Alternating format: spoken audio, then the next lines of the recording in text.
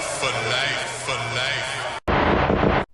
We're about to tackle a topic completely foreign to the channel. Yeah, it's usually conspiracy theories here, but first and foremost, it's about speaking the truth. I mean, it's right there in the name of the channel, right?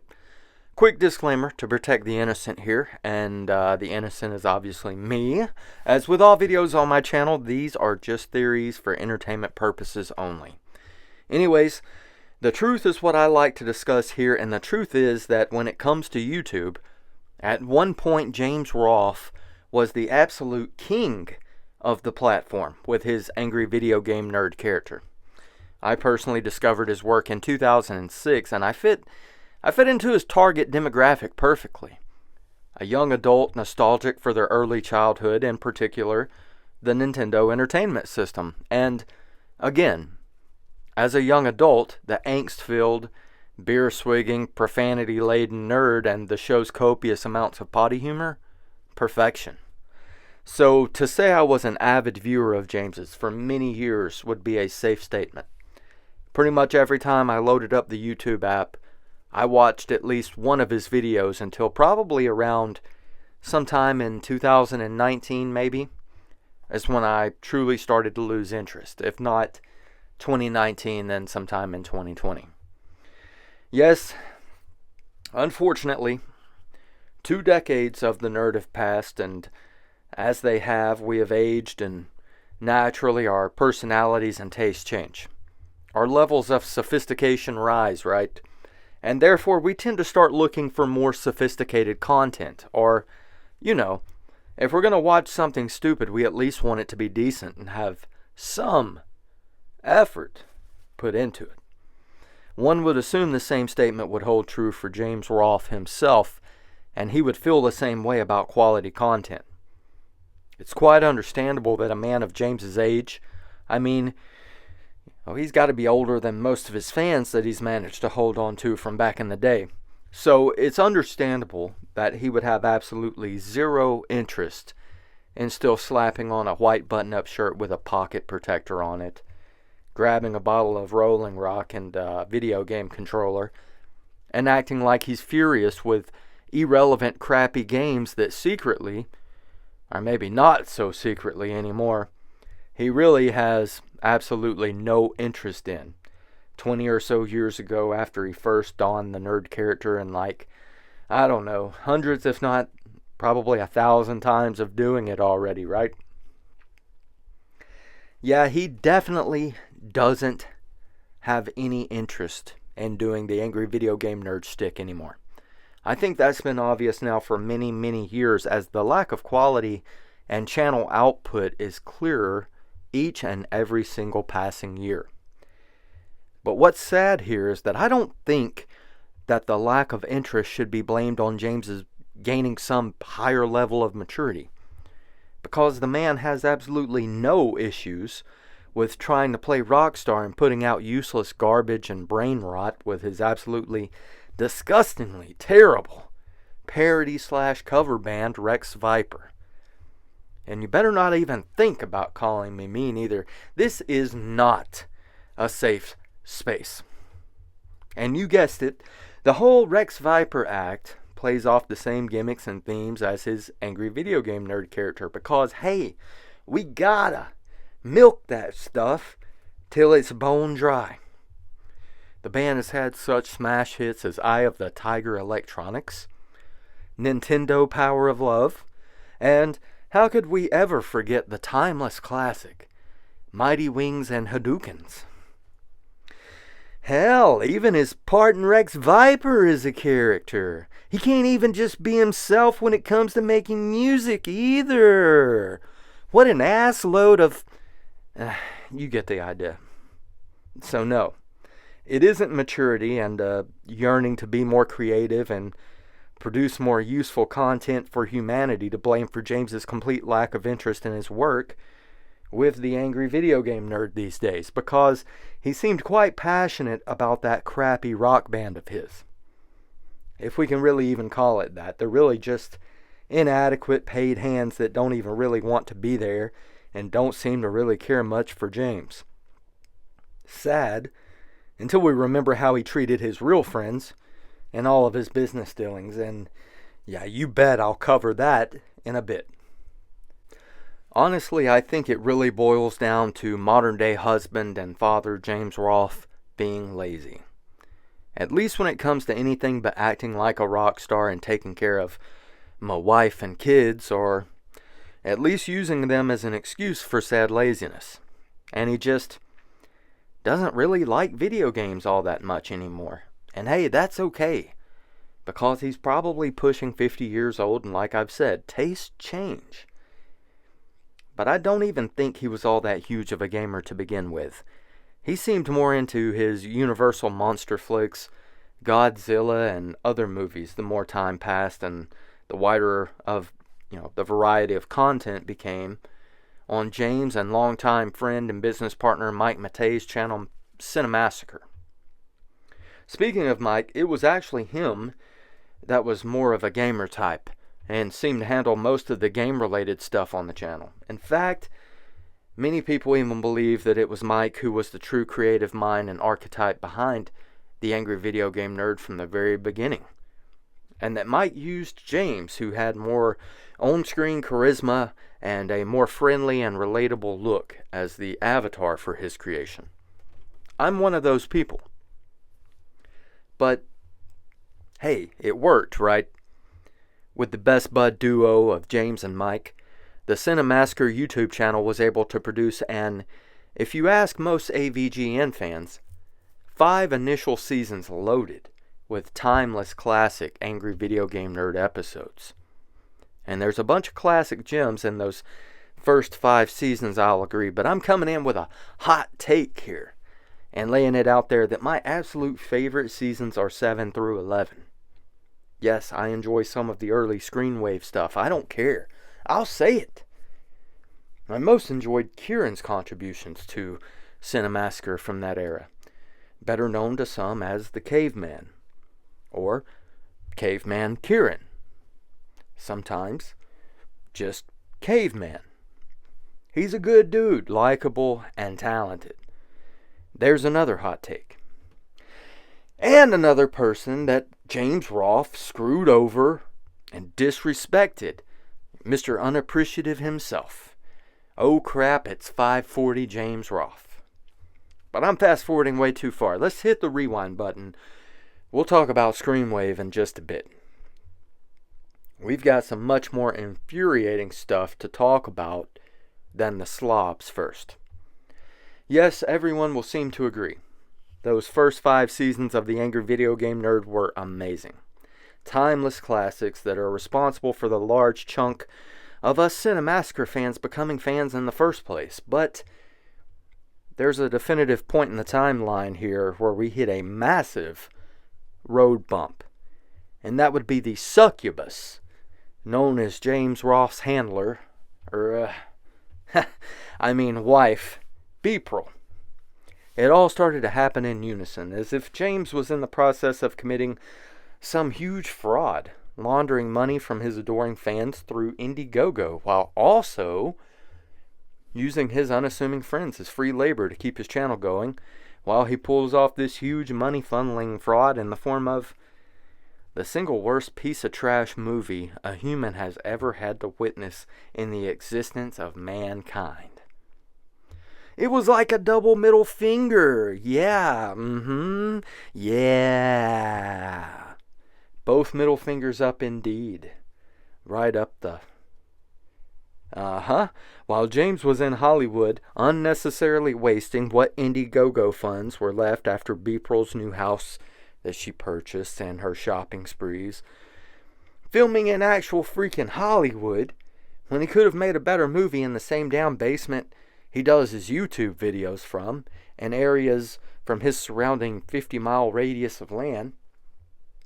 He was having his good old pal Mike Matei take the captain seat of the channel solo to handle things down at Cinemassacre and keep pumping out the content, while James and the Angry Video Game Nerd character were unavailable for a while, spending all that money and letting other people control the direction of his movie while he just, kind of coasted from it, like any true refined filmmaker would do. It was the only right thing to do, you know. According to his Wikipedia page, he had already directed and produced hundreds of high-quality films already, and all available for free on YouTube even. So why should he be selfish and take any kind of real control on this full-length film funded by die-hard fans, right?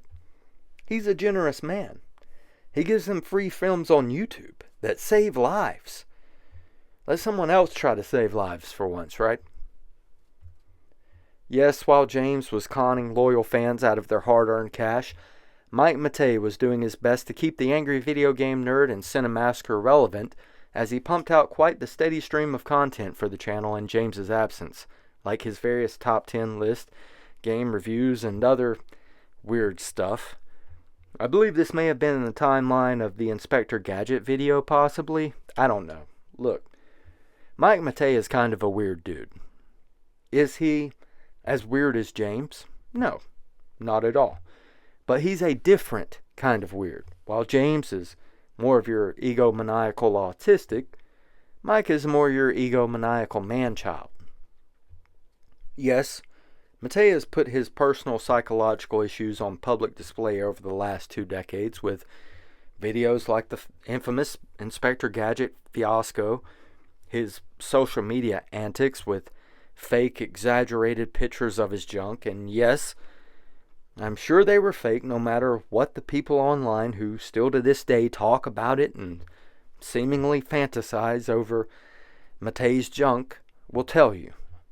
I'm sure, along with several other weird stunts that he's pulled off. He's guilty, even to this very day, occasionally getting really weird with it on Twitch. Anyone catch his pizza game stream with him dressed as a huge slice of pizza? Yeah, some of us know the underlying meanings of pizza.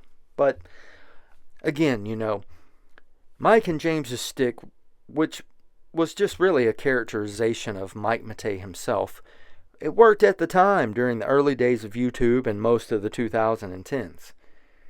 These two guys, as many problems as they each obviously have now, were making some top-notch content for the channel and dominating the YouTube algorithm.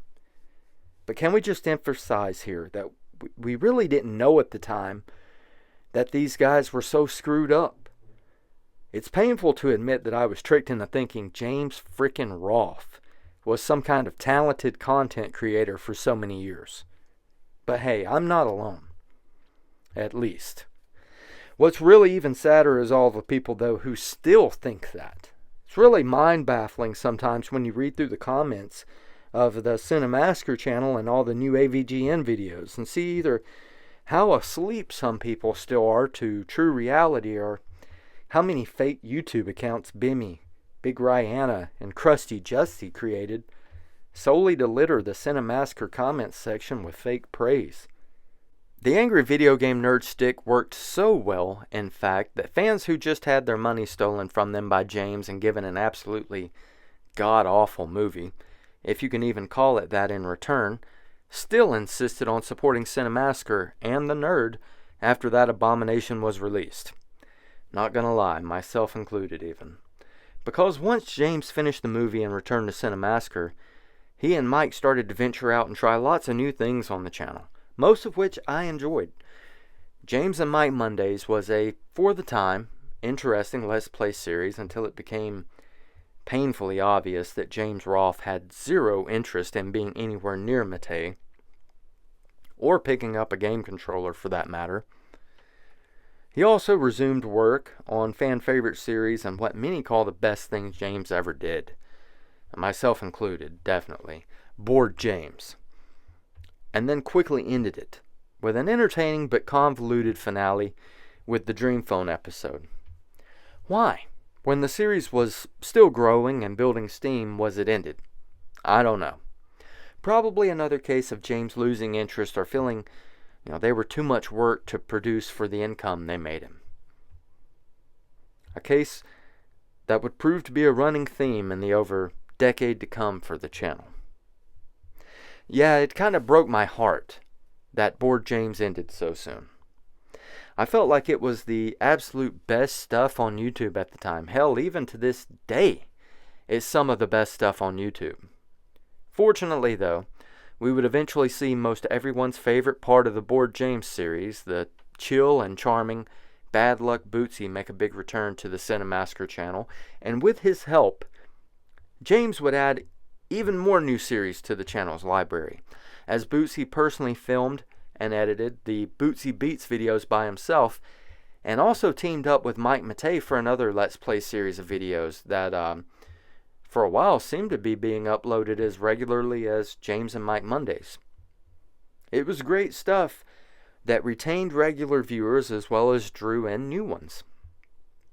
Did Bootsy's content do AVGN numbers? No, but nothing else on the channel ever has or ever will. It's really not the point. The Angry Video Game Nerd was a once-in-a-lifetime anomaly where James and Mike tried the absolute right thing at the right time. Perfect timing. They were the first retro video game guys on the brand new YouTube platform with pretty good editing for the time and an amusing and relatable character for its target demographic. It was lightning in a bottle. But creating these episodes obviously takes a lot of time and work. So the channel has to have additional content to fill in the gaps and maintain a regular upload schedule. To give the fans, well, at least something. And Bootsy's content was really enjoyable stuff that added to the value of Cinemassacre. But problems quickly arose when it came to Bootsy's business partnership with James and Mike, when Bootsy had the nerve to expect some form of payment for his contributions. You know, I'm trying to recall here how long exactly Bootsy Beats and the series with Mike lasted, and it couldn't have been any longer than 5 or 6 months, tops. And in fact, I think it was around the same time that Bootsy bounced that Kyle Justin, another longtime friend of James and Mike, also disappeared from the channel, taking the iconic AVGN theme song with him for a while. Why? Also money. So now we have a guy who used crowd-funded money to buy a house and make an effortless, quote-unquote, movie, and now he and his buddy don't even want to compensate their own damn friends for their help. You guys see what I'm saying here with the egomaniacal autistic dude and his also egotistic man-child buddy? We mentioned Beepril, the succubus, earlier. Maybe she had something to do with this disgusting treatment of friends. Or maybe it's Ryan from Slob Wave to blame. Because shortly after all of this drama, our old pal James Rolfe would enter a partnership with Big Rihanna's soulless content creation farm. Yes, James realized that to keep the channel flowing, he indeed needed more content than one James and Mike Monday video a week and a handful of nerd episodes a year. He also realized that he could license his likeness out for things like video games, based on his nerd persona, and useless merchandise. And that was something Screenwave could help him out with too. But the problem is, this is where a bunch of nerd fans would say the quality really started to tank. I agree. Consistency did indeed take a big dip when Screenwave came into the picture, but there's some okay episodes of AVGN from the Slobwave era. Game Boy accessories, wrestling games, Polybius, Earthbound, and the Home Alone episode with Macaulay Culkin were kind of enjoyable, and I'm pretty sure those were all Screenwave produced nerd episodes, because to me they all seem to scream Kieran. Yeah, I know there's a ton of people who crap all over the Macaulay Culkin cameo, but I enjoyed it. Mac looked less than interested in being anywhere near James, but it was nice to see him again after so long, and his complete lack of interest as he deadpanned every line had me rolling. But past those 5, yeah, there may be some more episodes of The Nerd that aren't terrible, but I, like a lot of other old school AVGN fans, kind of stopped paying attention after season 12. Yeah, once 2019 rolled around, I was more into the side content on the channel that Screenwave was just mindlessly filming months worth of a day and preloading with disgusting brand deals than I was AVGN episodes, which were also preloaded with disgusting brand deals by this point. Content like James and Mike Mondays, which was still, kind of limping along as James seemed to fall asleep or be completely disinterested in most every episode of it by that point. And in rental reviews, which is a guilty pleasure of mine. Yeah, James was terrible in it. And Justin Silverman is almost completely insufferable. But that Timmy guy, or Tommy I think his name is, from Screw the Movies or whatever. Yeah, he was pretty cool and chill. The episodes that he and Kieran are in, I still rewatch here and there to this day. And hey, I've got to admit here that that initial rental store set in James's basement or wherever it was something special. Unfortunately, a mixture of 2020, James Rolfe's inability to maintain healthy working relationships, all of James's antics we mentioned earlier with the falling asleep and freaking out about it being 5:40 and needing to be done with all of the video filming so he can go do his chores, as well as some of the fans of the a-hole-ish variety, led to James and Mike Mondays, as well as rental reviews, suffering the same fate as my other all-time favorite Cinemassacre series like Board James, Bootsy Beats, and Mike and Bootsy Plays. That fate being dead and buried 6 feet under. Yes, even though rental reviews and James and Mike Mondays were shows that James could film 6 or 7 or how many of per day with a brand deal attached to each and every one of them, they still didn't garner enough views to make it worth the time to spend a day of his life filming a batch of them for old Bimmy. Even if they did always get hundreds of thousands of views each, numbers that the unbearable current day Neighbor Nerds series could only wish to do. Too much work to film rental reviews. Too much standing around and nodding his head with a blank smile. No time to sit down and play games with Mike either. And speaking of time, what truly is it that keeps this man so freaking busy? Okay, he has a wife and a couple of kids. So does probably half of your audience at this point in their lives, James. And you don't have to work a full-time traditional job like them either. You're a YouTuber, which brings a sort of freedom in itself, not to mention you still have Mike sending you all of your game footage and probably even parts of your script, even though he seems to want to stay as far away as physically possible, as well as a team of slobs to assist at Screenwave. Unless they've too gotten tired of it and moved on to greener pastures, which I believe they have in the modern day. It seems they have maybe one guy on payroll that assists James, and he's probably as poorly paid as Kieran was, if not worse. He's credited along with James and I think Mike in the credits of modern day AVGN episodes, and Justin seems to be completely out of the picture when it comes to current day Cinemassacre. Hey, show of hands, guys. Does anyone miss him? Justin Silverman? Anyone? Yeah, I didn't think so.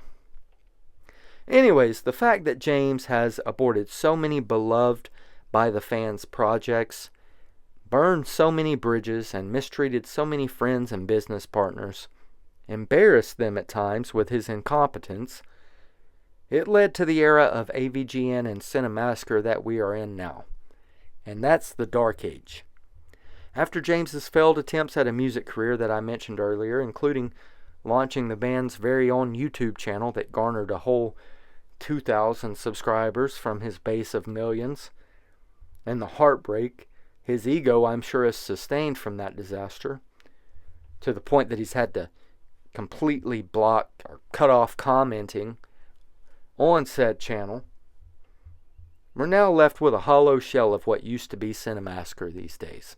New drops of content are rare of any sort, not just Angry Video Game Nerd episodes. Neighbor Nerds is a much, much worse version of James and Mike Mondays that, in typical James Rolfe fashion, is filmed lazily, in huge batches at a time, and with two guys who really aren't gamers and know nothing about the games they are playing, instead of just one guy that knows nothing and an actual gamer, like James and Mike Monday was. The only other content that the channel still produces at all seems to be Monster Madness in October, and some half-hearted movie reviews from James sprinkled in here and there. Even then, Monster Madness was terrible last year, featuring episodes covering stuff like Family Matters and Happy Days, man. Freaking Happy Days in 2023. Jeez. Needless to say, I seem to remember both of those videos struggling for weeks to even get 100,000 views, which is really bad for Cinemassacre and the Monster Madness series especially, which in days pre-Slob Wave and the plagiarism scandal did huge numbers and was a true fan favorite. Monster Madness, that is. It's just sad, but completely to be expected when you make the key mistakes that James has made, and repeatedly at that. And now even the flagship Angry Video Game Nerd series takes days or even weeks to hit 1 million views. And hey, believe me, I would probably faint if I had even a single video hit 1 million views. But James used to hit 1 million views on a new nerd episode in less than a day.